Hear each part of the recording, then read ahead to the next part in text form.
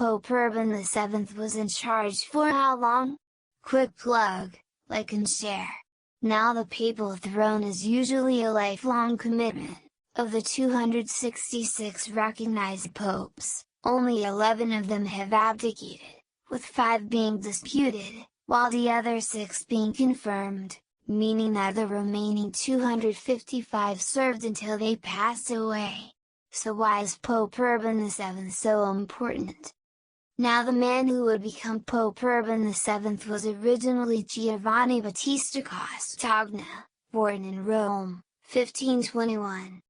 He was far from being an unknown, serving as the Archbishop of Rossano, Calabria in 1553, before becoming the governor of Fano, in Marseille from 1555 to 1559, eventually becoming governor of Perugia, and Umbria from 1559 to 1560, while also having participated in the Council of Trent from 1545 to 1563, which had convened in response to the rising Protestant movement. He would also serve as the Apostolic Nuncio for the Holy See, which is the papal diocese, the ecclesiastical district under the jurisdiction of the Bishop of Rome, which is different from the Kingdom of the Papal States, to Spain from 1565 to 1572. Acting like a diplomat between the papal diocese and the Spanish Kingdom, before acting as the nuncio to Venice from 1573 to 1577. Simultaneously, he served as the governor of Wallonia from 1576 to 1577. He would also serve as the papal legate to Flanders and Cologne from 1578 to 1580, with the papal legate acting as a diplomat for the King of the Papal States. Quick side note. In Rome there's the papal diocese known as the Holy See, and there's the Kingdom of the Papal States, officially called the State of the Church, which eventually became Vatican City. While technically being 2 distinct systems, they are essentially ruled through a personal union. The King of Vatican is always the Bishop of Rome.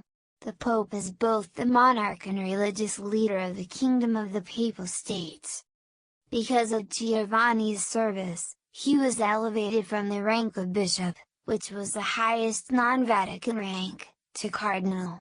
Specifically, the cardinal priest or the titular church, meaning a church that is managed by a cardinal, San Marcello al Corso in Rome from 1584 to 1590. The positions were in essence the same as a bishop, but cardinals would work in the Vatican and help elect the successor to the Pope. His appointment to cardinal was done so by order of Pope Gregory XIII in 1583. He would serve for roughly 7 years, before Pope Sixtus V passed away, meaning that a new pope would be appointed. Of the potential pontiffs, Mr. Castagna was chosen, likely because of his strict anti-nepotism stance and his charity work. He took on the name of Pope Urban VII on the 15th of September, 1590. As his first papal decree, he forbade the smoking of tobacco in, or around the church, under penalty of excommunication. So is that why he's memorable? He was extremely charitable and banned smoking in church? Well, unfortunately, he's better known for what he didn't do. Live very long. Urban VII passed away from malaria at the ripe age of 69.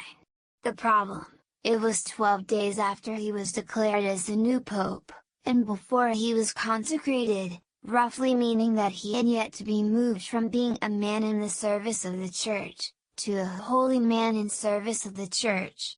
Yet his tenure was not that out of the ordinary. Pope Boniface VI was pope for 15 days before dying from gout. Pope Celestine IV died after 16 days, also before being consecrated. Pope Theodore II served for 20 days. In short, there are about 11 popes who were only in charge for 34 days or less. But Urban VII holds the distinction of being the shortest serving recognized pope, as papal-elect Stephen was declared pope but died 3 days later, before his consecration, meaning that he was not included in the papal list. The average pope served for 7.6 years. Many served for years, while more had a tenure like Pope Urban VII,